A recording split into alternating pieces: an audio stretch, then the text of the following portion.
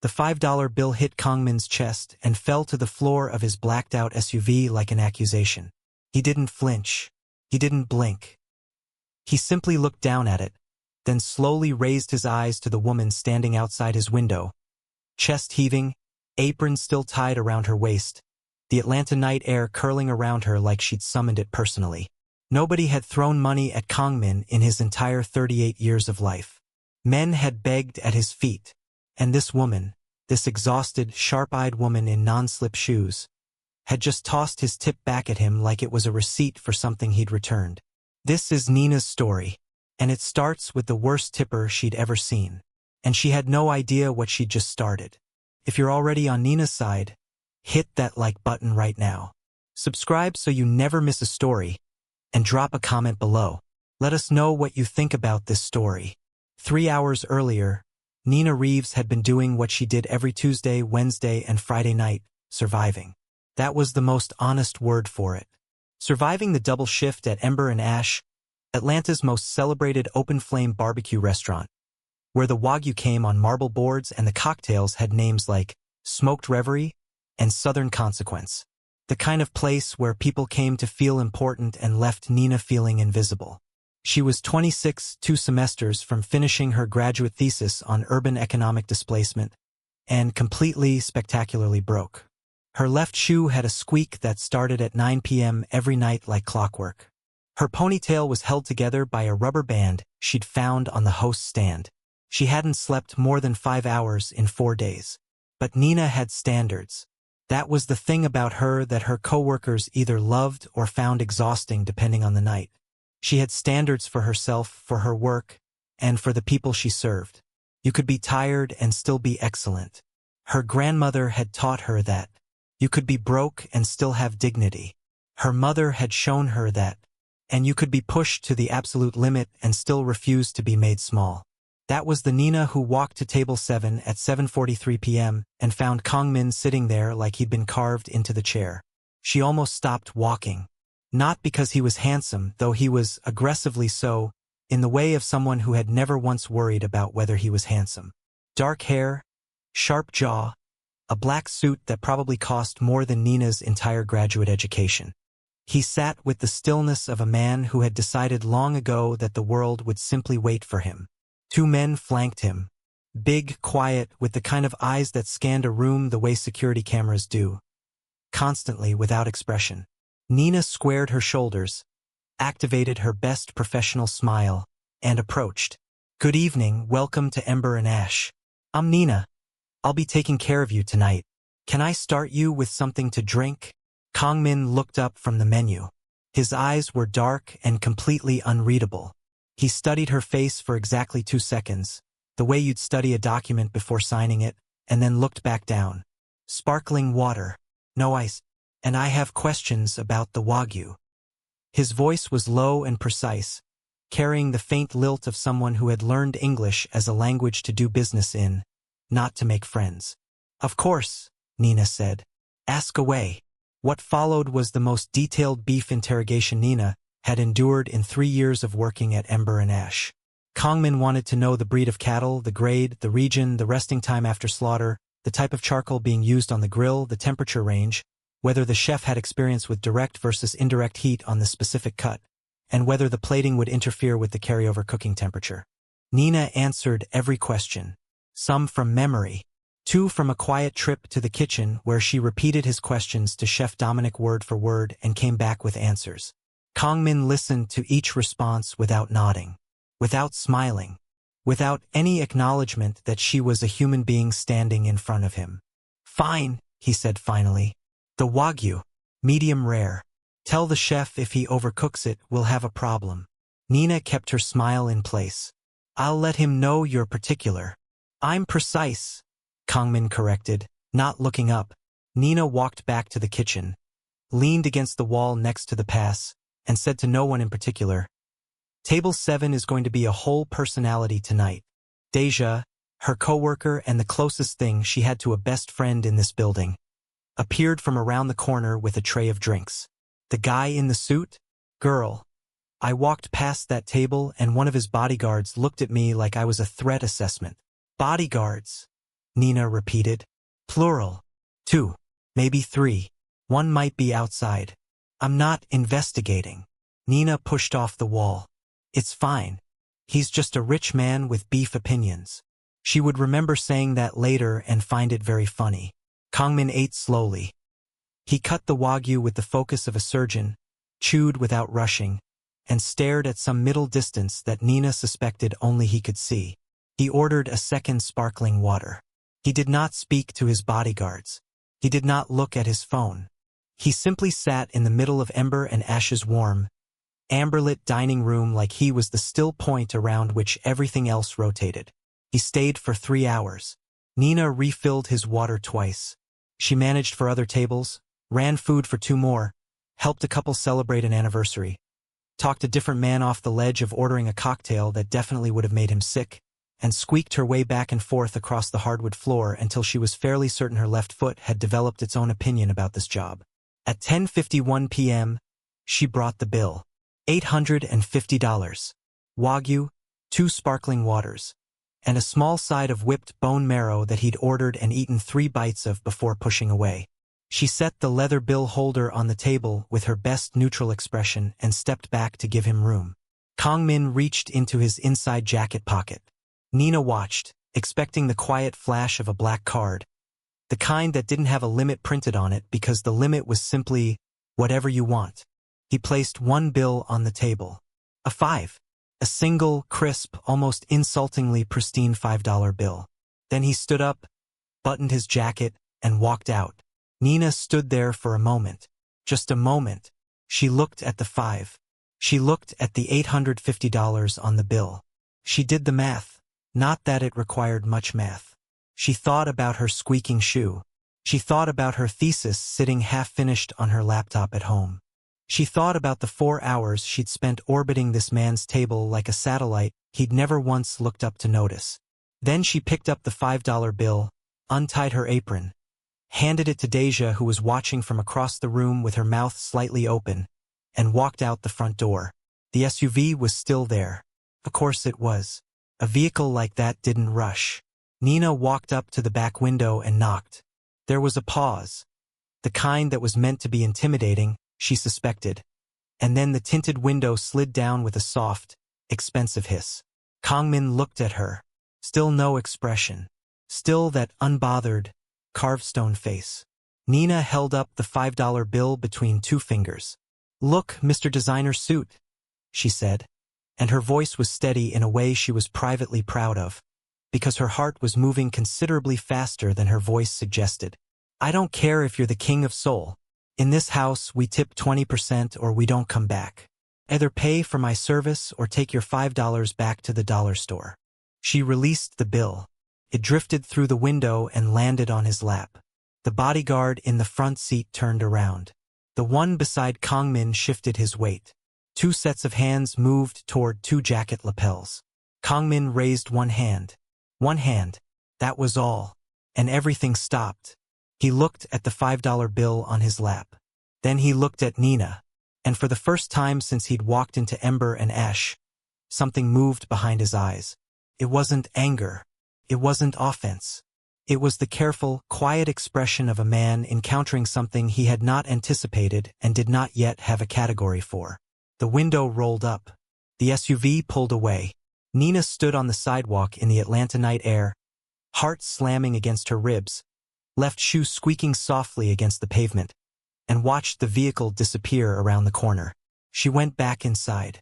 Deja was waiting approximately 3 feet from the door. Were those guns? I don't know, Nina said.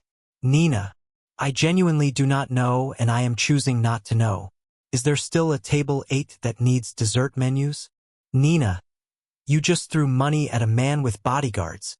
Deja, dessert menus. Deja stared at her for another second, then handed her 2 leather-bound menus. You are the bravest and most reckless person I've ever met. Nina walked toward table 8. I prefer precise, she said. The next evening, Nina was elbow-deep in a side station restock when Deja appeared at her shoulder making a sound that wasn't quite a word. It was more of a compressed noise, something between a warning and a prayer. He's back. Deja whispered. Nina didn't look up from the napkin she was folding. Who's back? Who do you think? Nina looked up. Kongmin was standing at the host's stand in a different suit, charcoal gray this time. Same perfect cut. Same energy of a man who had decided somewhere in his early 20s that warmth was optional.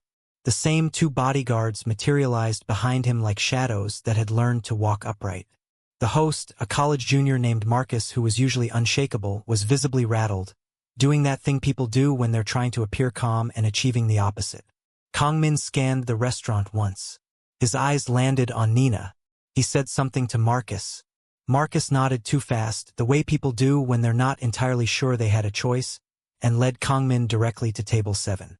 Nina set down her napkin. Don't, Deja said. I wasn't going to do anything. You had a look. I always have a look. It's my face. Nina smoothed her apron, straightened her shoulders, and walked across the dining room with the steady, unhurried pace of someone who had decided that whatever this was, she was not going to be the one to blink first. She stopped at the edge of table 7. You came back. I did, Kongmin said.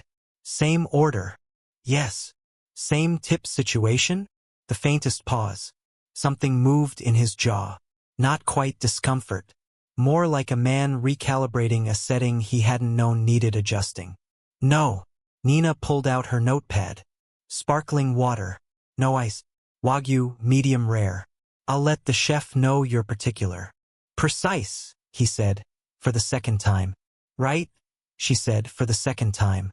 She walked back to the kitchen, placed the order, and did not tell Deja anything because Deja was already watching from the service station with the focused attention of someone watching a nature documentary reach its most critical scene. The evening proceeded. Nina worked her tables. She laughed with a birthday group in the corner, remembered a regular's daughter's name and asked about her school play, talked Chef Dominic down from a near breakdown over a sauce that had broken, and squeaked her way through 4 hours of controlled chaos with the practiced efficiency of someone who had learned to be excellent not because anyone was watching, but because it was the only mode she knew. At the end of the night, she brought Kongmin's bill. He placed cash on the table without looking at it. Nina picked it up. She counted it behind the host stand where she thought no one could see her face. $1,000. On an $850 bill. She stood there for a moment doing math that no longer felt like math. Felt like a statement. A reply. A response to everything she'd said the night before, delivered not in words, because this man apparently found words inefficient, but in crisp, deliberate hundreds that smelled faintly of something expensive she couldn't name. She looked over at table 7. Kongmin was buttoning his jacket. He glanced at her. 1 second, maybe less, and walked out. Well, Deja materialized from nowhere. $1,000, Nina said. Deja grabbed the counter. I need to sit down. He also... Nina continued slowly, still staring at the cash in her hand. Spent 40 minutes tonight critiquing the way I fold my apron. Deja's expression cycled through several emotions in quick succession. He what?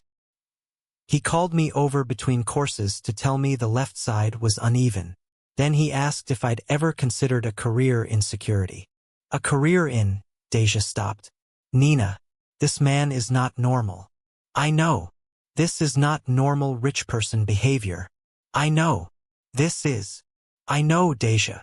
Nina tucked the money carefully into her apron pocket and picked up a tray. Table 12 still needs their check.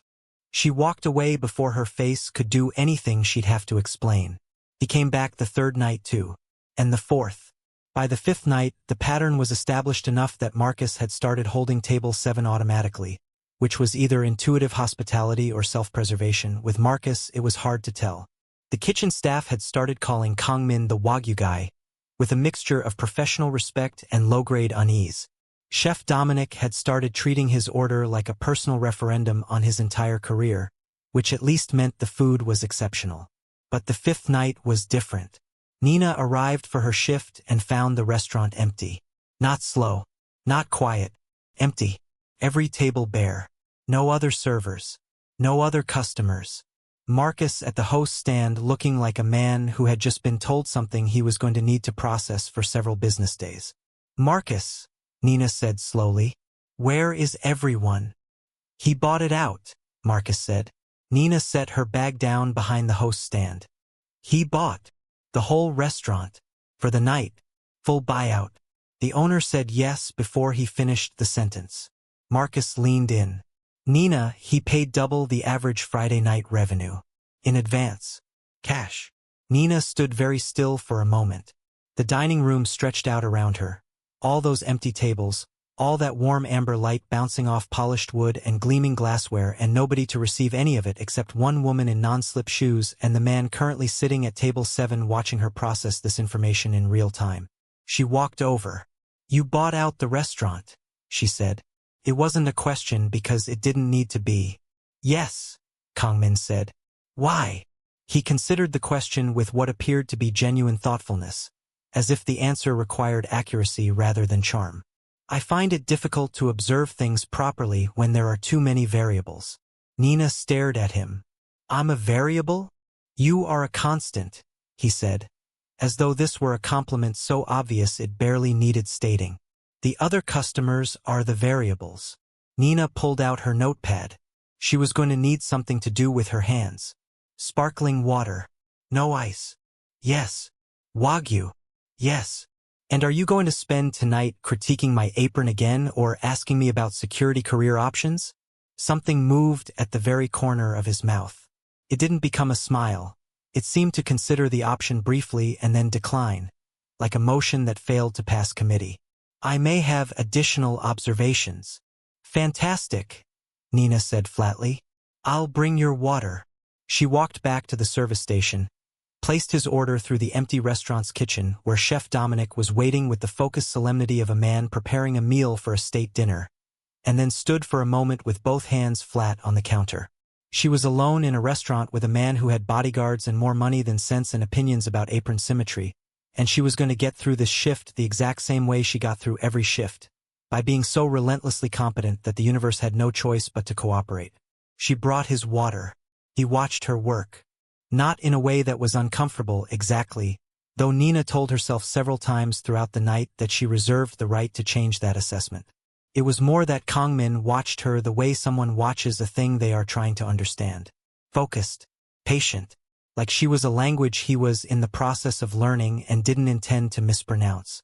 He made 3 observations about her service style that were so specific and accurate they were genuinely annoying. He asked, midway through his main course, whether she had formal training in hospitality management. "No," she said. "I have a grandmother who believed that how you treat people is a direct reflection of your own character, and I took that personally." He set down his fork. He looked at her for a moment in a way that was different from his usual looking. Less analytical, more like something had landed somewhere inside him and he wasn't sure yet what to do with it. "That is an unusual philosophy," he said quietly. "It's an unusual philosophy, period," Nina said. "That's kind of the point." She moved to refill his water. He watched her hands. "You're studying," he said. "Graduate student. Urban economics. 2 semesters left."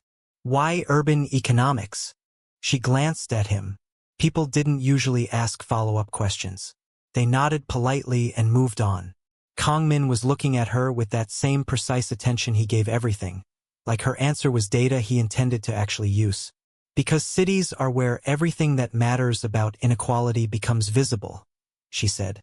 "Housing, wages, transportation, who gets to live where and why. I want to understand the systems. Then I want to fix them." A beat of quiet settled between them, different from his usual silence. This one wasn't empty. It had weight. "You intend to fix economic inequality," he said. "I intend to try. From a graduate thesis. From wherever I can," she said simply. "You work with what you have." Kangmin looked at her for a long moment. Then he looked down at his plate. Something in the line of his shoulders changed, barely perceptibly, the way a building shifts in wind. Like a door sealed for a very long time had just very slightly come off its lock. He didn't say anything else for the rest of the meal. But when Nina brought the check, he looked up at her with those unreadable dark eyes and said, with complete seriousness, "Your grandmother sounds like someone worth listening to." Nina felt something move in her chest that she immediately decided to ignore. "She was," she said. She really was. He tipped $1,200 that night. He also, on his way out, paused at the door and said without turning around, "The apron is acceptable this evening." Nina looked down at her apron, looked up. He was already gone. "That," she said to the empty restaurant, "is the strangest compliment I have ever received." She meant it. She also stood there smiling at the door for considerably longer than she would ever admit to anyone. Outside, in the blacked-out SUV idling at the curb, Kongmin's most senior aide, a sharp-faced man named Jin Ho who had worked for him for 11 years and survived things that would break most people, watched his employer stare at the restaurant door for exactly 14 seconds before the vehicle pulled away. Jin Ho said nothing, but he made a mental note. And back in his hotel suite on the 42nd floor, surrounded by security briefings and territorial maps and the quiet hum of a city that didn't yet know it was the center of a very dangerous negotiation, Kongmin sat on the edge of his bed still in his suit jacket and thought about a woman who wanted to fix economic inequality on a graduate student's salary while wearing shoes that squeaked. He thought about it for a long time. Then he picked up his phone and told Jin Ho to make sure Table 7 was available tomorrow. Jin Ho had worked for Kongmin through 3 territorial expansions, 2 hostile acquisitions, and 1 incident in Macau that none of them were legally permitted to discuss. He had seen his employer dismantle corporations with the same energy other men used to order coffee. He had watched Kongmin sit across from men who controlled entire governments and never once blink. He had never, in 11 years, seen Kongmin ask about a restaurant's operating hours at 6 in the morning. "It opens at 5 p.m., Jin Ho said carefully, standing at the foot of the hotel suite's living area, while Kongmin stood at the floor-to-ceiling window looking out over Atlanta's skyline like it owed him something. "Sir, the Nakamura briefing is at 9. The logistics team needs your sign-off on the northern corridor by noon, and the legal team in Seoul is waiting on." "Is the chef the same every night?" Kongmin said. Jin Ho paused. "Ah yes, Chef Dominic runs the kitchen Tuesday through Sunday." "Good." Kongmin turned from the window. His face was its usual unreadable arrangement, but Jin Ho had spent 11 years learning to read the things that lived behind it, and what he saw now was something he could only classify as unsettled focus. The look of a man working on a problem that wasn't behaving like a problem. "Cancel the noon call. Reschedule for 8 a.m. "Sir, the legal team." Jin Ho.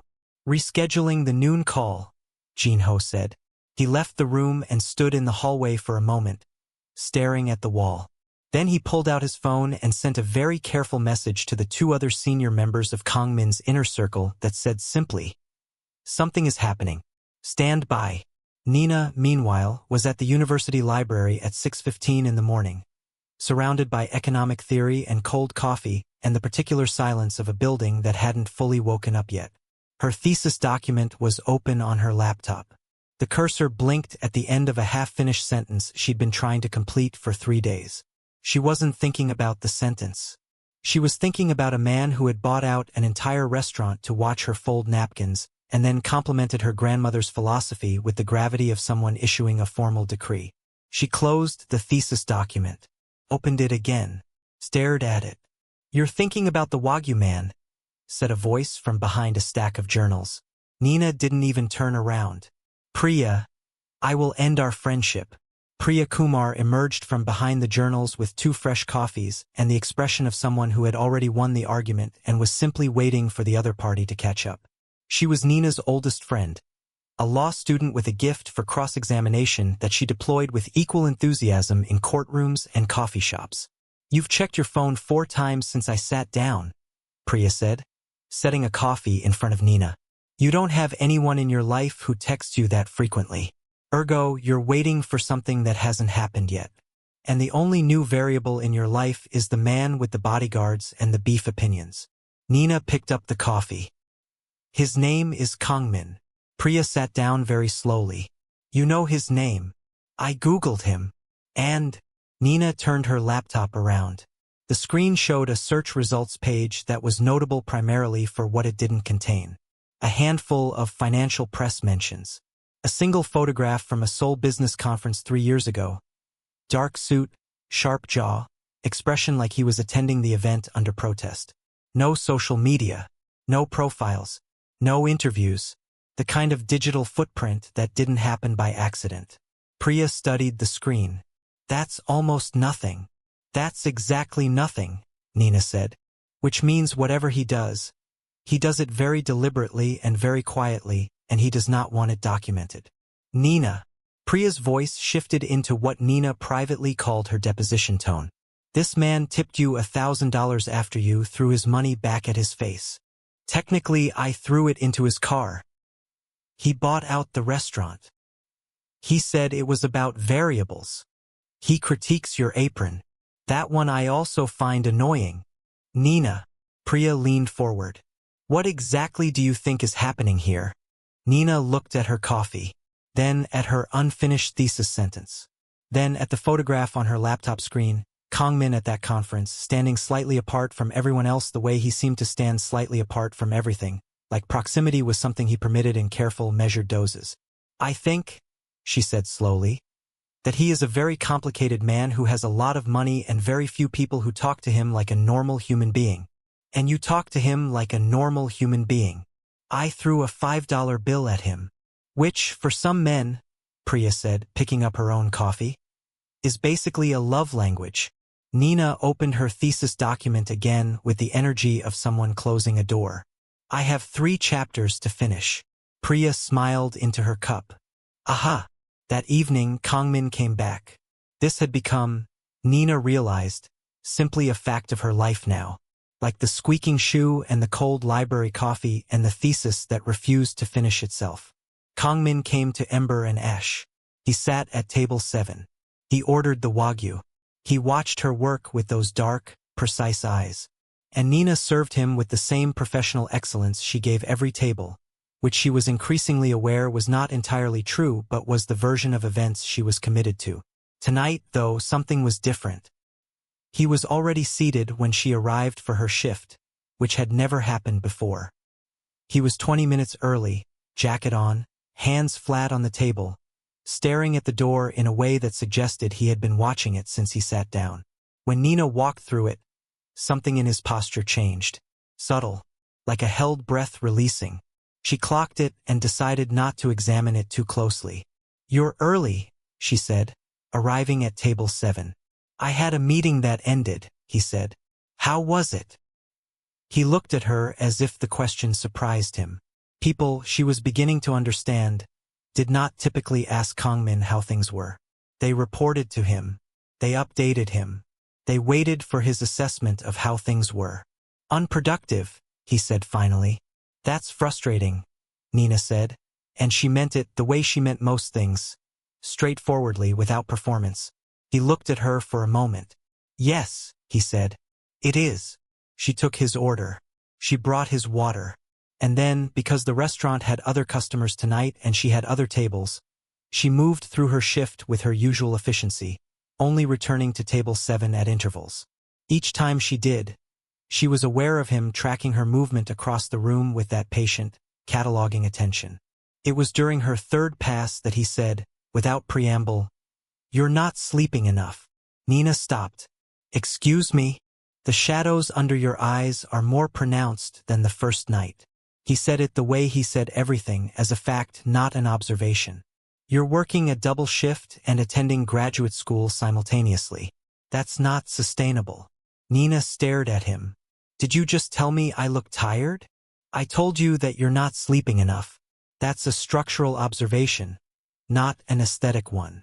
Kongmin. It was the first time she'd used his name directly and they both registered it, a small shift in the air between them. You cannot comment on my sleep schedule. We are not there. Where? He asked, with what appeared to be genuine curiosity. There. The place where people say things like that to each other. I see. He considered this. Where are we? Nina looked at him. This man who bought restaurants and spoke in precise declarations and apparently had strong feelings about the circles under her eyes, and felt something she was absolutely not going to name pulling at her chest like a current. We are at the place, she said carefully, where I bring you sparkling water and you eat $800 beef and we do not discuss my sleep habits. That seems inefficient, he said. Kongmin. I'll have the bone marrow as well tonight, he said, picking up the menu with the serenity of a man who had made his point and was content to let it land in its own time. Nina wrote it down. She walked back to the kitchen. She put both hands on the counter, looked at the middle distance, and said very quietly to herself, "Do not." Chef Dominic looked up from his station. "You okay?" "Completely fine," Nina said. "Table 7 wants bone marrow." "Again? He barely ate it last time." "I know. He orders it every night now." "I know, Dominic." "Nina, why does he keep ordering something he doesn't?" "Bone marrow, please, Dominic." "Thank you, Dominic," Nina said, and walked back out to the floor.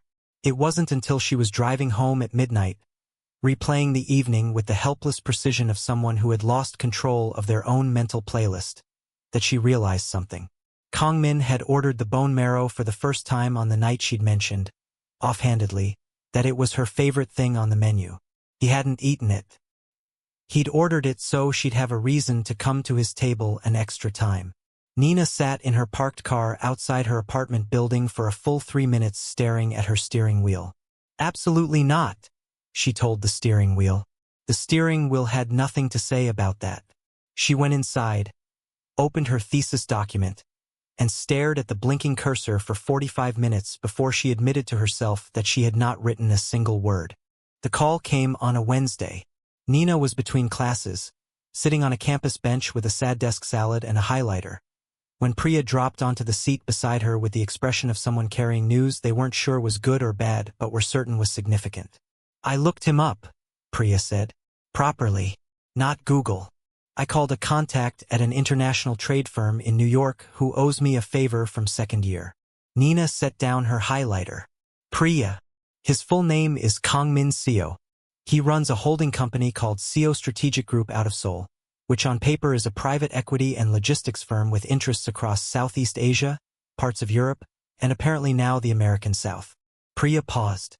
"Off paper, according to my contact, who was whispering by the end of the conversation, he controls the movement of a significant portion of high-value unregulated trade across 3 continents." The bench was very quiet for a moment. A squirrel ran across the path in front of them, considered the situation, and left. "Unregulated trade," Nina said. That was the phrase used. As in nobody asks questions and everybody gets paid, and the people who do ask questions tend to stop asking them. Priya turned to look at her fully. "Nina, he's not just a rich man with beef opinions." "I know. I know, Priya. Do you though? Because you have a look right now that I do not love." Nina picked up her highlighter, put it down again, looked at the path where the squirrel had been, as if it might come back with helpful guidance. "He ordered the bone marrow every night for a week because I said it was my favorite thing on the menu. He doesn't even eat it. He orders it so I have an extra reason to come to his table." Priya stared at her. "That's either the most romantic thing I've ever heard or the most alarming." "I know. It could be both." "I know, Priya." "Nina, this man controls unregulated trade across 3 continents." "I know." Nina finally looked at her. And Priya, who had known Nina Reeves for 9 years and could read her face like a document she'd reviewed many times, saw something there that made her sit back slightly. Not fear. Not even uncertainty. Something more complicated and more honest than either of those things. "But he also remembered what I said about my grandmother. And he told me I wasn't sleeping enough like it genuinely concerned him. And he sits in that restaurant every night like it's the only place he actually wants to be. And Priya, I don't think that man has had somewhere he actually wants to be in a very long time." The bench was quiet again. "You're in trouble," Priya said softly. "Completely," Nina agreed. "Pass me my salad." That evening, Nina walked into Ember and Ash with her mind made up. She was going to be professional, efficient. She was going to serve his Wagyu and his bone marrow and his sparkling water with no ice, and she was going to stop noticing the way the amber light caught the sharp line of his jaw or the way his hands went completely still when she spoke, like her voice required his full physical attention. She was going to be a waitress. He was going to be a customer. That was the entire arrangement. She walked to table 7. Kongmin was on the phone. He was speaking in rapid Korean, low and clipped, and whatever was being said on the other end was making the line of his shoulders very tight. He looked up when she approached and did something she hadn't seen him do before. He held up one finger. One moment, and his eyes, when they met hers, said something she couldn't translate but felt anyway, somewhere below rational thought. She waited. He ended the call, set the phone face down on the table, looked at it for a second as if deciding whether to throw it across the room. Then he looked up at her and the tightness in his shoulders dropped by several degrees. "Sparkling water," she said. "No ice. Wagyu, medium rare. Bone marrow you won't eat."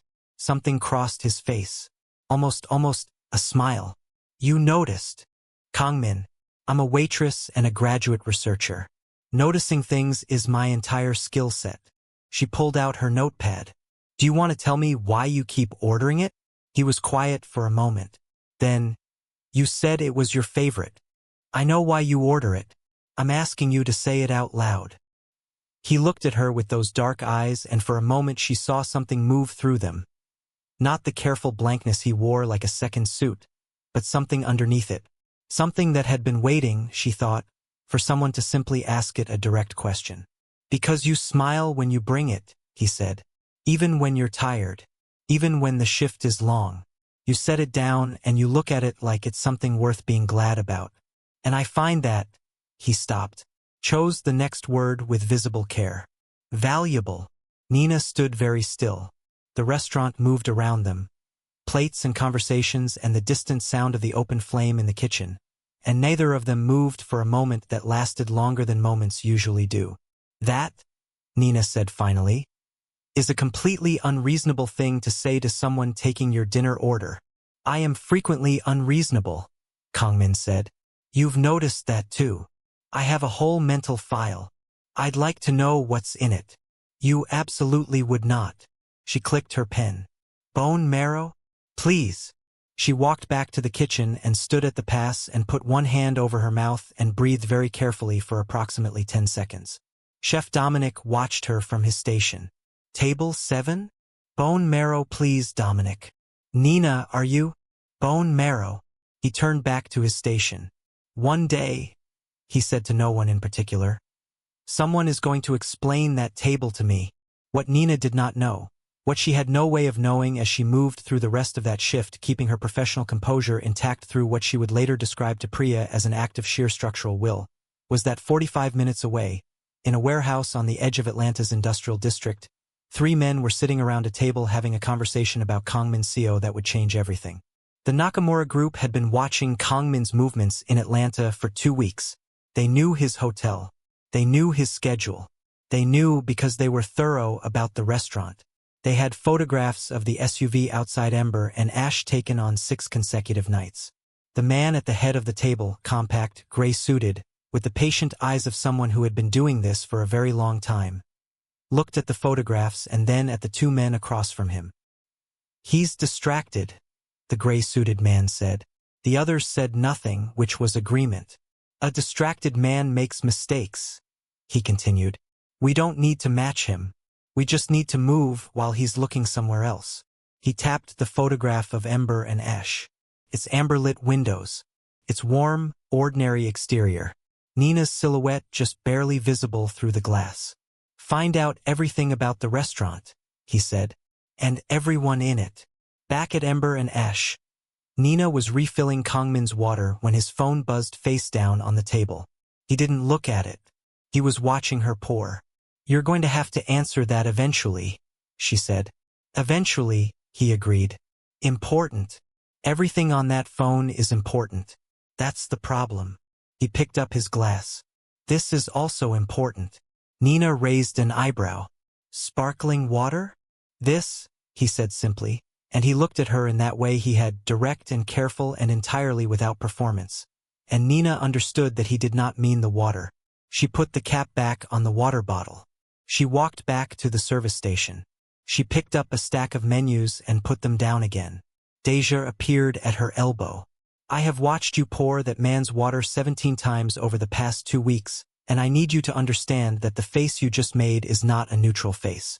That face has opinions. My face is always neutral." Your face just told me an entire story with a beginning, middle, and end. Deja. Nina. He looks at you like you're the only thing in the room that makes sense to him. Nina was quiet for a moment. He's dangerous, she said finally. Not as a warning. More like a fact she was arranging alongside other facts, trying to decide how they fit together. Lots of things are dangerous, Deja said. Doesn't mean they're not also real. Nina looked across the restaurant at table 7. Kongmin had his phone in his hand now, reading something. His face returned to its public blankness. But his water glass was where she'd left it, condensation ring on the white tablecloth, and he hadn't moved it. He never moved it from where she placed it. She'd noticed that on the third night and filed it away with everything else. All those small precise things he did that accumulated quietly like a language she was learning without meaning to. She picked up her tray. She had 4 other tables, a thesis to finish, and approximately zero business feeling anything about anything. She felt things anyway. The night everything changed started like every other night. Nina arrived at Ember and Ash at 6:15, changed into her work clothes in the staff room, retied her ponytail with the rubber band she'd upgraded to an actual hair tie because Priya had staged a small intervention, and walked out onto the floor to start her prep. Marcus was at the host stand. Deja was restocking the service station. Chef Dominic was in the kitchen doing the thing he did every evening where he stood in front of his mise en place with the focused reverence of a man about to perform surgery. Everything was exactly as it always was. Except Kongmin wasn't there. Nina noticed this at 7, when table 7 sat empty for the first time in almost 2 weeks. She noticed it again at 8 when it was still empty. She told herself she didn't notice it. She noticed herself telling herself that and found it unhelpful. By 9 o'clock she had served 12 other tables, managed a complicated allergy situation with a party of 8, and talked a very nervous man through proposing to his girlfriend at table 4 with the steady competence of someone who absolutely was not thinking about the empty table in her section. At 9:17, Jinho walked in. Not Kongmin, Jinho, sharp-faced, composed, in a dark coat that he wore with the ease of someone who dressed for function over appearance. Nina had seen him a handful of times, always at the periphery of Kongmin's presence, always watchful. He walked to the host stand, said something to Marcus, and then walked directly to Nina. "Miss Reeves," he said. His English was precise and lightly accented. "I apologize for the interruption. Mr. Seo asked me to deliver this." He held out an envelope. Nina looked at it, then at Jinho. "He sent you to hand-deliver an envelope?" "Yes." "He couldn't text?" Jinho's expression suggested that texting was not among the modes of communication Kongmin Seo utilized for things that mattered. He was specific that it be delivered in person. Nina took the envelope. It was heavy paper, cream-colored, sealed with what she was fairly certain was actual wax. She turned it over. Her name was written on the front in handwriting that was precise and slightly angular, each letter formed with the same deliberate care he gave everything. She looked up. Jinho was already walking away. "Wait, is he okay?" The question came out before she could review it. Jinho paused, turned back, and something moved in his usually impassive face. Something small but genuine, like a door opening a crack. "He's in a meeting that he was not able to move," he said. "He was particular about making sure you received that tonight." He left. Deja was beside Nina before the door had fully closed. "Open it. I'm working." "Nina Reeves, if you don't open that envelope right now, I will open it for you and read it aloud to the entire restaurant." Nina opened the envelope. Inside was a single card, the same heavy cream paper, and 6 lines of that precise angular handwriting. She read it. She read it again. "Well?" Deja's voice had reached a pitch normally associated with small animals. Nina folded the card carefully and put it in her apron pocket. "It's nothing. It is absolutely not nothing. Your face just did the thing again. My face is neutral. Your face is a whole cinema experience." "Nina, what did it say?" Nina picked up her tray. She had a table that needed their appetizers.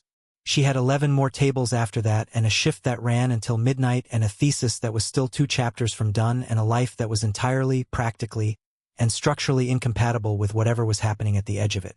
She walked to the kitchen. She waited until she was alone at the pass, and then she took the card out of her apron pocket and read it one more time. It said, "I have been in rooms with heads of state and people who control more money than most countries will see in a generation. None of those rooms felt as necessary to be in as that restaurant does. I don't entirely know what to do with that information yet, but I thought you should have it. K." Nina stood at the pass for a long moment. Then she put the card back in her pocket, picked up her tray, and walked back out to the floor, and if her eyes were doing something she couldn't quite control, the amber lighting of ember and ash was kind enough to cover for her. She didn't see Kongmin that night, but at midnight, when she walked out to the parking lot, the blacked-out SUV was there. Not running, just parked, like it had been there for a while. The window didn't roll down. Nina stood in the parking lot for a moment, looking at it. Then she reached into her apron pocket, took out the card, walked to the window, and held it up so it was visible from inside. Then she put it back in her pocket and walked to her car. She drove home with both hands on the wheel and the radio off, and a feeling in her chest like standing at the edge of something very high, looking down and discovering that you weren't afraid of the drop, which was either very brave or very stupid, and she genuinely couldn't tell which. 3 days later was the night the restaurant got attacked. It came without warning, the way the worst things always do. Not announced, not preceded by the dramatic build that the movies promised, but arriving in the middle of an ordinary moment with the brutal indifference of weather. Nina was closing up. The last customers had left at 11:30. Deja had gone home at midnight. Marcus had locked the front and handed Nina the keys because she was always the last one out, a fact she'd accepted as part of the architecture of her life. Chef Dominic had broken down the kitchen and left at 12:15. It was 12:40 when she heard the back door. She was behind the bar, counting the till, half a playlist into a collection of songs she only listened to when no one was watching because they were embarrassingly sincere. She heard the back door and thought it was the wind because the back door sometimes caught in the wind, and then she heard the second sound, which was not the wind and was not anything that should have been there. She turned around. Kongmin was standing in the middle of the dining room. Nina pressed a hand to her chest. "What? How did you get in?" "The back door was unlocked," he said. He wasn't in his usual suit. Dark jacket, dark clothes, and he moved differently than he did during dinner service. Not the controlled stillness of a man eating a meal, but something more alert. Coiled. Like something underneath the surface of him had come up for air. "You can't just walk into a closed restaurant." "Nina." His voice was low. "I need you to go home." She stared at him. "Excuse me? Right now. Get your things and go home." "Kongmin. I'm in the middle of closing." "I know." He crossed the room toward her. In the low light of the closed restaurant, with only the bar lights and the faint glow of the kitchen pass, he looked like what he actually was. Not the careful, controlled man who ordered sparkling water and critiqued apron symmetry, but someone who had lived a very long time in very dangerous spaces and knew exactly what they felt like when they were about to get worse. "I know, and I'm telling you to leave anyway. Please." The please landed differently than anything else he'd ever said to her. Kenji Kongmin did not say please. She had never once heard him say it. Nina set down the cash she was counting. "What's happening?" "Nothing that concerns Kongmin." She came around the bar and stood in front of him. He was close, closer than he'd ever been, and she was suddenly very aware of the particular quality of his presence at this distance, like standing near something that generated its own gravity. "What is happening?" He looked at her, and in his face she saw the thing she'd seen glimpses of over 2 weeks of dinner service. That door, slightly open, the thing behind it, but wider now, and what was behind it wasn't the careful, measured something she'd caught in fragments. It was fear, not for himself. She understood that immediately, with the bone-deep certainty of someone who had spent years reading people across dinner tables. Not for himself at all. "There are people who want to send me a message," he said. "And they have identified that this place is—" He stopped. "That I care about what happens here." The words settled in the quiet restaurant. Nina held his gaze. "You came to warn me. I came to get you out before." The front window exploded inward. The sound was enormous. A wall of noise that hit Nina's chest like a physical thing, glass spraying across the hardwood floor in a glittering arc, the warm amber lights of ember and ash flickering once and then dying, leaving only the dim emergency lighting along the baseboards, casting everything in a low, reddish glow. Nina dropped behind the bar on pure instinct. Kongmin was already there. She didn't see him move. 1 second he was standing in front of her and the next he was beside her, one hand on her shoulder pressing her down, his body angled between her and the open window with a completeness that was not a calculation but a reflex. The kind of reflex that gets built into a person over a long time through circumstances she was only beginning to understand. Voices came through the broken window. 2, maybe 3. Moving fast. How many? Nina whispered. At least 4, Kongmin said. His voice was completely level. Not calm exactly, level the way a surgeon's hands are level, held steady by training rather than the absence of stakes. My team is outside. They're engaged. Engaged, Nina repeated. You mean? Yes. In my parking lot. Nina.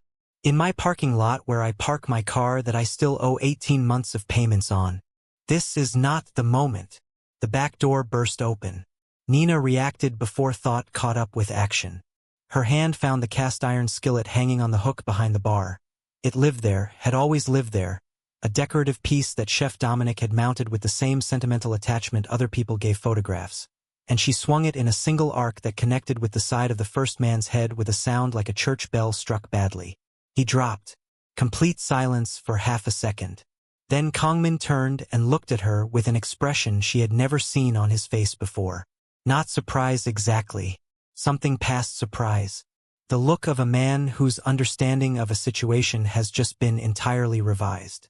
Move, Nina said, grabbing his sleeve and pulling him toward the far end of the bar. He moved. They got low, pressed against the back of the bar. The man Nina had hit motionless on the floor 3 feet away.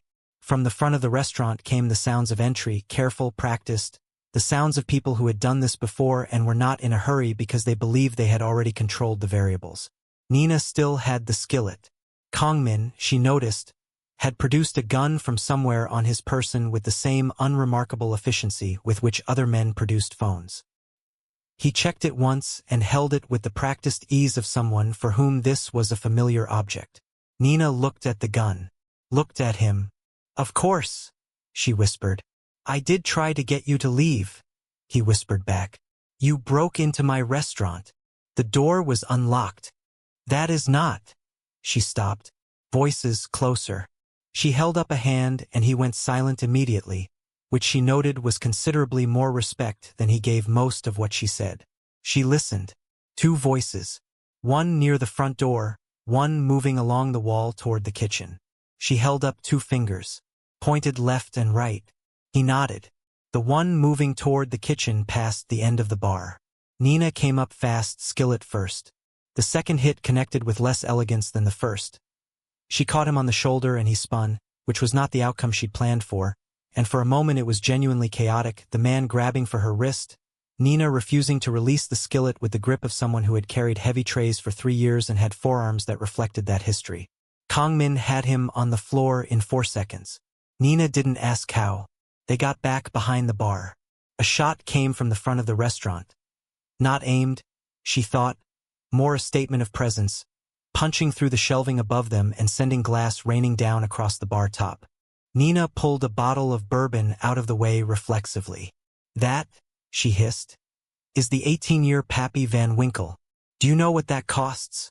Nina, that is a $400 bottle of bourbon, Kongmin, and these people are shooting at it.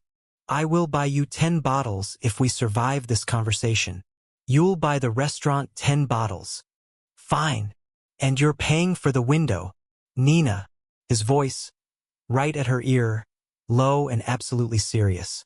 There is still at least one more. Stay down. She stayed down.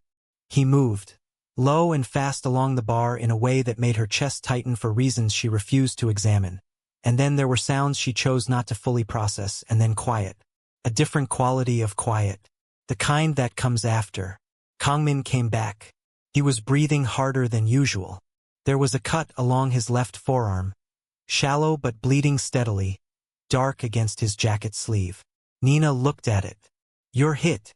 It's a graze. You're bleeding on my floor." She stood up. Her legs were steady, which surprised her and then didn't. She was her grandmother's granddaughter after all. "I just mopped that floor. I'm aware you just. Sit down." "Nina. Kongmin." She pointed at the bar stool with the skillet. "Sit down." He sat down. Outside, she could hear the controlled activity of Kongmin's team finishing whatever they were finishing. Through the broken front window, the distant sound of Atlanta at night, indifferent and ongoing. Inside, the low emergency lighting, the smell of gunpowder mixing strangely with the lingering scent of smoked meat and bourbon, and two people behind a bar in the aftermath of something that should have been terrifying and was, she realized, filing itself in her memory not as terror but as the night things became completely clear. She found the first aid kit under the bar. She'd insisted on stocking it herself when she started, a fact that now felt prophetic. She pulled Kongmin's sleeve back and cleaned the graze with the focused efficiency she gave everything, ignoring the way he watched her hands with an intensity that had nothing to do with concern for the wound. "And another thing," she said, because the alternative was feeling the full weight of the last 15 minutes and she was not ready to do that yet. "If you're going to get shot at, do it at a Taco Bell. I just mopped these floors." His breath came out in something that was almost a laugh. Not quite, but closer than she'd ever heard from him. "I'll make a note," he said. "You think I'm joking. I think you're the only person I've ever met who would make that particular argument in this particular situation and mean it completely seriously." "I do mean it completely seriously." She pressed a gauze pad to the graze and he didn't flinch. "The floors took 40 minutes. I use a 2-stage mopping system." "Of course you do. Don't say it like that." "Like what?" "Like it's," she stopped, pressed the tape down over the gauze, let go of his arm. "Like it's something you find." She stopped again. "Valuable?" he said quietly. She looked up. He was watching her with those dark eyes, and the distance between them was very small, and the restaurant was very quiet, and Nina was suddenly aware of her own heartbeat in a way that had nothing to do with the last 15 minutes of chaos and everything to do with this exact moment and the man in it. "You should have told me," she said. Her voice came out softer than she intended. "About what was actually happening. About why you kept coming here. I know. I'm not someone you can keep things from for my own protection, Kongmin. I don't work like that. I know that too." He said it without defense. "I know that now." He glanced down at his bandaged arm. "I knew it before, if I'm honest. I simply didn't know what to do about it." "What does that mean?" "It means," he said slowly, like a man translating something from a language he learned a long time ago and had not spoken in years, "that I have spent a very long time operating in a world where the only safe thing to do with people he paused, chose, people who matter to you, is to keep them at a distance from everything you are. And you have made that distance very difficult to maintain." The first aid kit was still open on the bar between them. Somewhere outside, Jinho's voice, low and controlled, handling the aftermath with the efficiency of someone who had done this before. Inside, two people in the quiet wreckage of something that had just changed shape. "I threw a $5 bill at you," Nina said. "You threw a $5 bill at me," he confirmed. That's not a basis for. You told me I was cheap in a parking lot while two of my bodyguards had their hands on their weapons. I was angry about the tip. Nina." He said her name the way he said everything that mattered. Precisely, without decoration. "In a decade, not one person has spoken to me the way you do. Not one. They speak at me, around me, for me, because of me. You spoke to me, like I was simply a person who had done something wrong and needed to hear about it." Nina looked at him. "You have no idea," he said quietly, "what that is worth." The restaurant was very still. Outside, Atlanta moved and breathed and continued. Inside, Nina Reeves sat on a bar stool next to a man she had thrown a $5 bill at 19 days ago, with a cast-iron skillet on the bar between them and gunpowder in the air and glass on the floor, and felt the thing she'd been not naming for 3 weeks settle into its actual shape. She was in love with him. That was going to be incredibly inconvenient. Okay, she said. He raised an eyebrow. Okay. I'm processing, she said. Give me a moment. He gave her the moment. He was, she thought, very good at waiting.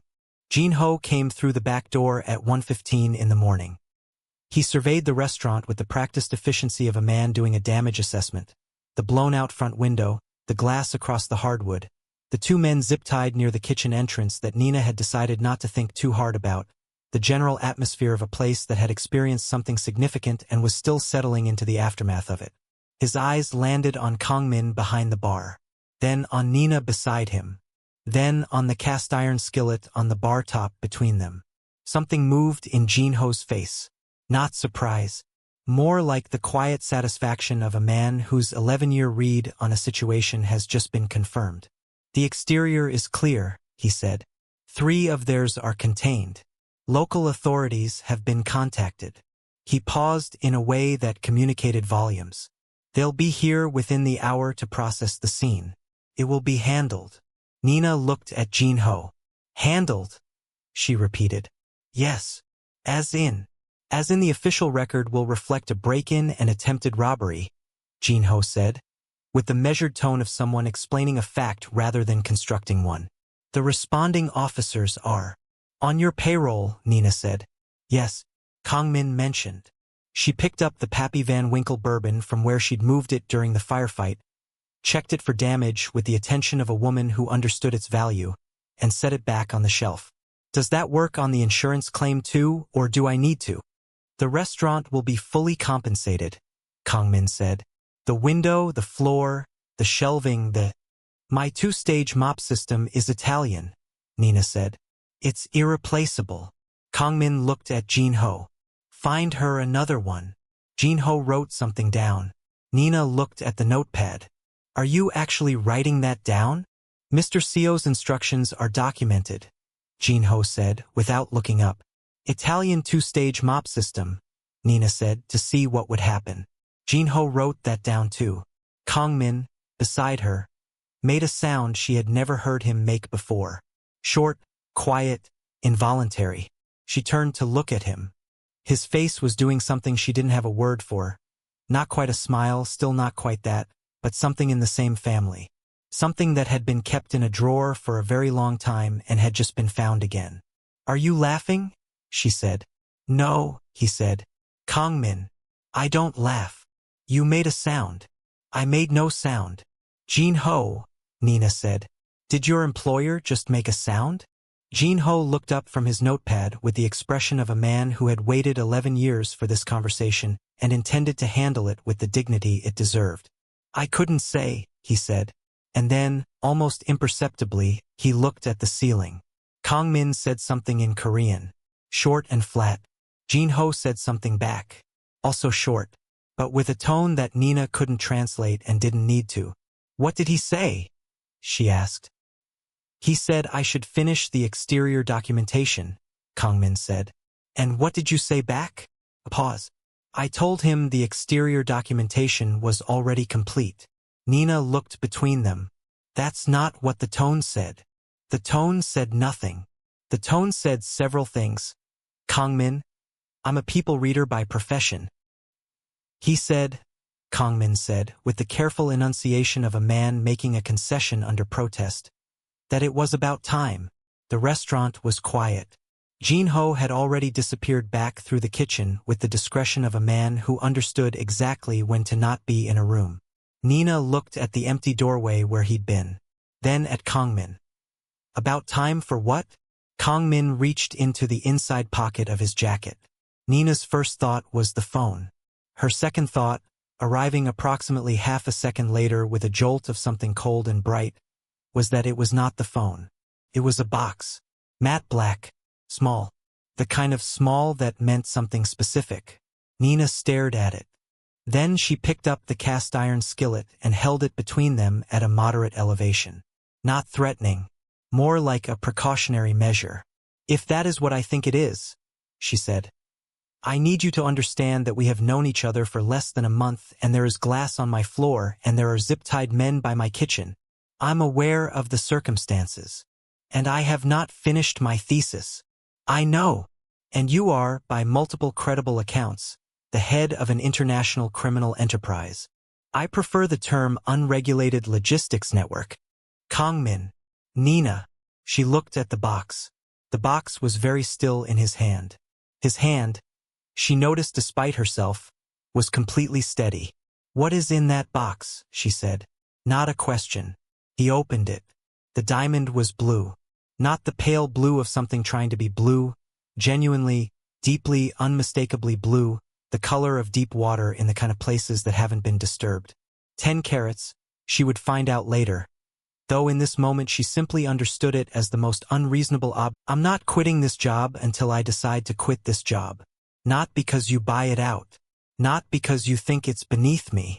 Because it's mine and I decide what I do with what's mine. Understood. You will never again comment on my sleep schedule without being invited to do so. That may be difficult. Kongmin. Agreed. And if there is ever another situation like tonight, you tell me. Not after. Not almost after. Before. We don't do secrets where my safety is involved. We don't do that. He held her gaze. No secrets, he said. You have my word. Nina looked at him for a long moment.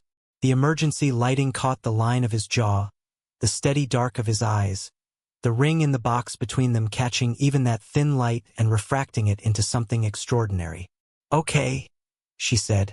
Okay, yes, or okay, you're still processing? Okay, she said. Put it on my finger before I change my mind and hit you with the skillet too.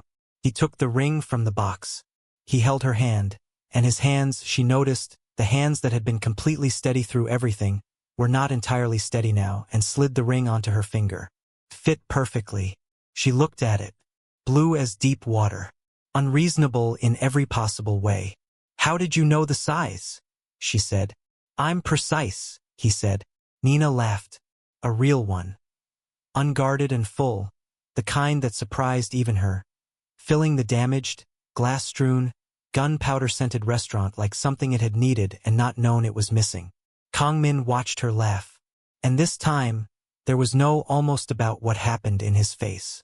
The police arrived at 1:53 in the morning. There were 4 of them. 2 uniformed officers and 2 plainclothes detectives who moved through the restaurant with the careful, practiced efficiency of people who had been briefed before they arrived. They spoke to Jinho first, then to Kongmin, and then one of the detectives, a woman named Okafor with watchful eyes and the professional stillness of someone who had learned long ago to observe more than she reacted, came to sit across from Nina at the one undamaged table in the section. She looked at Nina's hand on the table, at the ring, then up at Nina's face. Interesting evening, Detective Okafor said. You could say that, Nina said. Walk me through it. Nina walked her through it.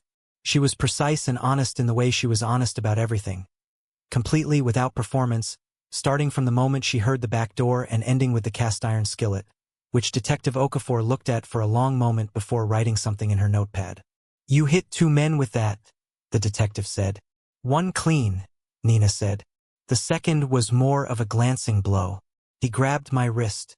I don't recommend that as a general strategy. Detective Okafor looked at her for a moment. Then she wrote something else down. The restaurant will need to stay closed for 48 hours while we process the scene. I understand. After that, you're free to reopen.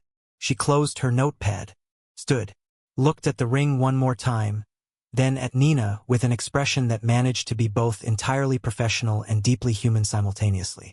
Congratulations, she said, on the engagement. Thank you, Nina said. I think. Okafor left. Nina sat at the undamaged table for a moment, alone, and looked at the restaurant around her. The broken window boarded up now by 2 of Kongmin's men, who had appeared from somewhere with materials and the quiet competence of people accustomed to rapid repairs. The floor swept of glass. The bar restocked. Ember and ash looked, in the low light, like a place that had been through something and was in the process of deciding it wasn't finished. Nina understood that feeling completely. Kongmin sat down across from her. He'd lost the damaged jacket somewhere. Jin-ho had produced a replacement from the SUV with the resigned efficiency of someone who kept spare jackets in vehicles as a matter of operational policy. The bandage on his arm was still white and clean, Nina's work holding. They looked at each other across the table. "So," Nina said. "So," he said. "We're engaged." "We are." "In a restaurant that was just shot up." "Yes. That you've been buying out for 2 weeks to watch me fold napkins." "I was observing your—" "Kangmin." "Yes," he said. "To watch you fold napkins." Nina looked at the ring on her finger. In the restored lighting of the restaurant, it was even more unreasonable than it had been in the emergency glow. A deep, living blue that seemed to generate its own light, sitting on her hand like it had always been there and had simply been waiting for the right moment to arrive. "I need to call Priya," she said. "Your law student friend. She's going to have opinions. I would expect nothing less from someone you're close to. She's going to ask me approximately 40 questions about your financial structure and whether our marriage would make me legally liable for anything." Kangmin considered this. "Tell her the answer to the second question is no. The first question would take several hours to answer accurately, and she's welcome to schedule a call with my legal team." "She'll do it," Nina said. "She'll actually do it." "I know." He said it with the tone of a man who had already factored this in and found it acceptable. "I'd expect her to." Nina looked at him. "You'd want that. You'd want my friend to interrogate your finances." "I want," he said carefully, "everyone in your life to know exactly who you're marrying and make their own informed assessment. You don't do things without full information. I wouldn't ask the people who matter to you to do it differently." Nina was quiet for a moment. "You're going to be exhausting to be in love with," she said. Something moved through his entire face at that. At the word, at the casual, unguarded way she'd placed it into the sentence. Like it was simply the accurate word for the accurate thing and didn't require ceremony. His eyes went very still, the way they went still when something had landed somewhere important. "You're going to be," he said quietly, "the best thing that has ever happened to me." "I know," Nina said. "That's what concerns me." He almost smiled. She was getting better at reading the ones that didn't quite make it to the surface. This one was close.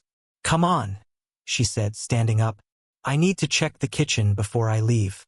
Chef Dominic will be here at 6, and if the mise en place is disturbed he'll have a breakdown before service." Kangmin stood. "It's 2 in the morning. The mise en place doesn't care what time it is." He followed her to the kitchen.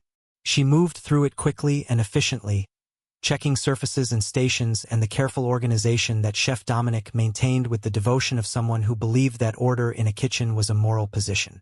Kangmin stood at the kitchen entrance and watched her work. "It's fine," she said finally.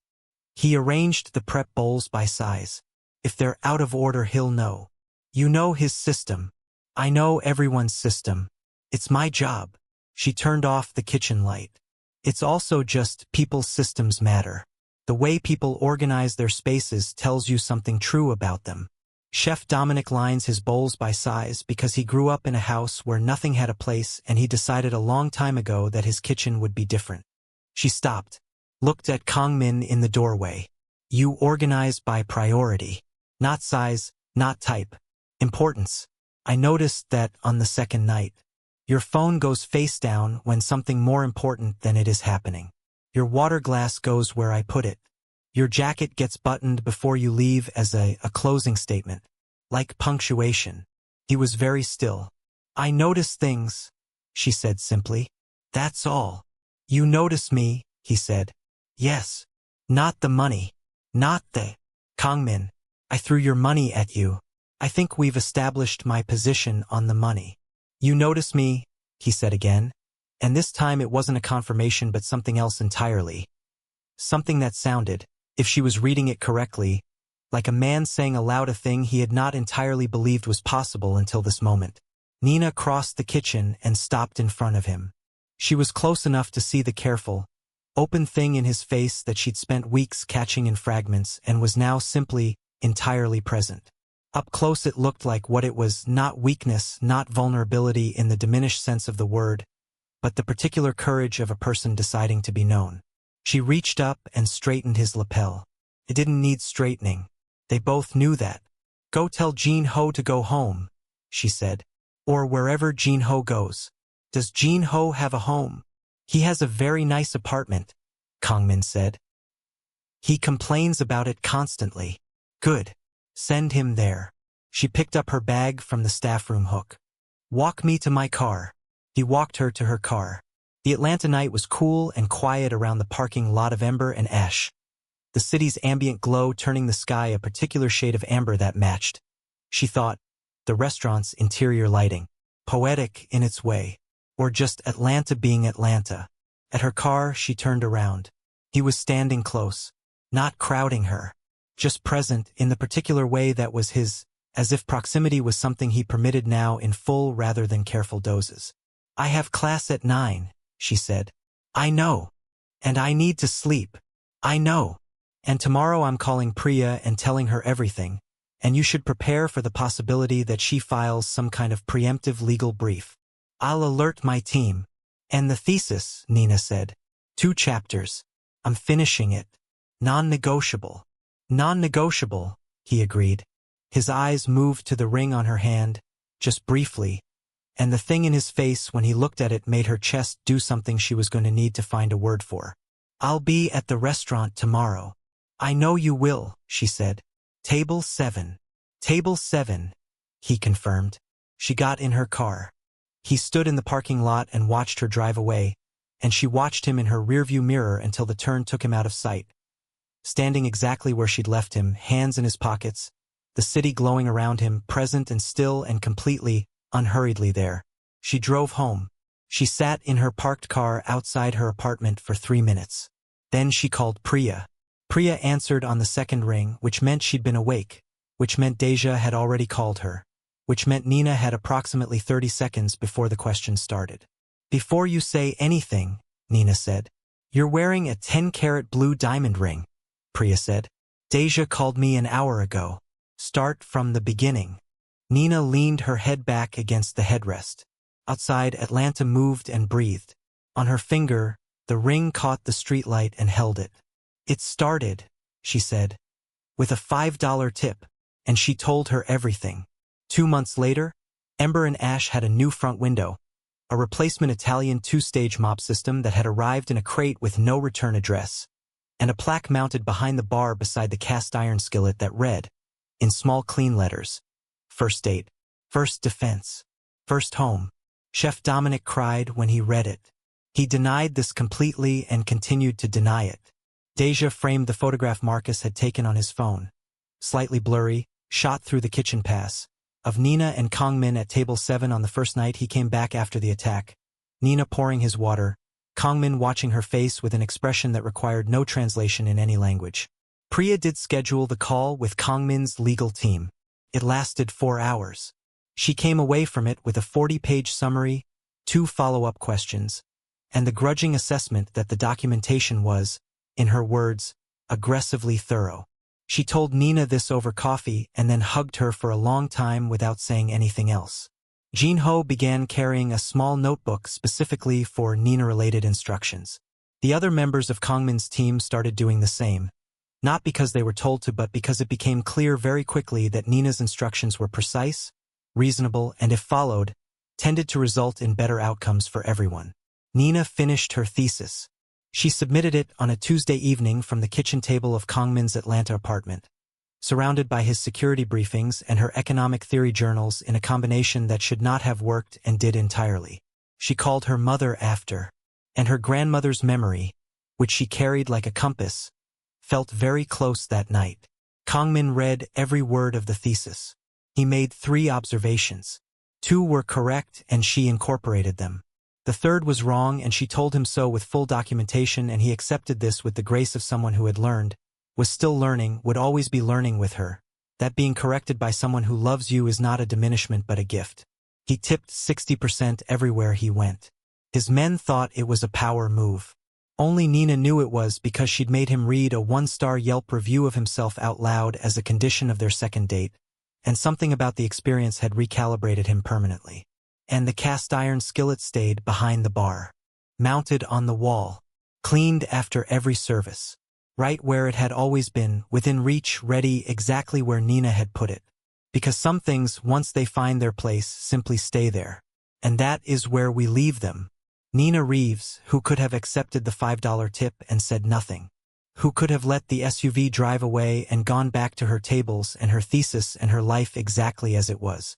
Who could have chosen, at any of a dozen moments, the safer and smaller and more sensible thing. She didn't. And Kangmin Seo, who walked into a restaurant looking for a meal and found the only person in a decade who looked at him like he was simply a man who had done something wrong and needed to hear about it. Who had always needed, not someone who feared him or flattered him, but someone who saw him clearly and chose him anyway. Neither of them chose the safe thing. They chose the true thing instead. And that made all the difference. Here is what this story quietly insists upon, beneath all its chaos and cast iron and blue diamonds. That dignity is non-negotiable regardless of circumstance. That how you treat people reflects who you are, not what they're worth. That the people who speak to us honestly, not cruelly but honestly, with standards and backbone and the refusal to be made small, are among the rarest and most valuable people we will ever encounter. That real connection doesn't ask you to shrink. It finds you at full size and says, exactly this. Stay exactly this. And perhaps most simply, tip your servers. 20% minimum. You never know who's going to change your life. Thank you for spending this time with Nina and Kangmin. If their story made you feel something, if you found yourself rooting for the woman in the non-slip shoes with the rubber band ponytail and the cast iron skillet and the absolute refusal to be made invisible, then it did what stories are supposed to do.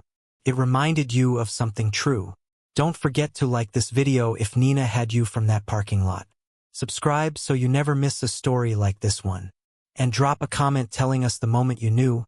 Was it the $5 bill, the bone marrow, or the skillet? We read every single one. Until next time, take care of yourselves and each other.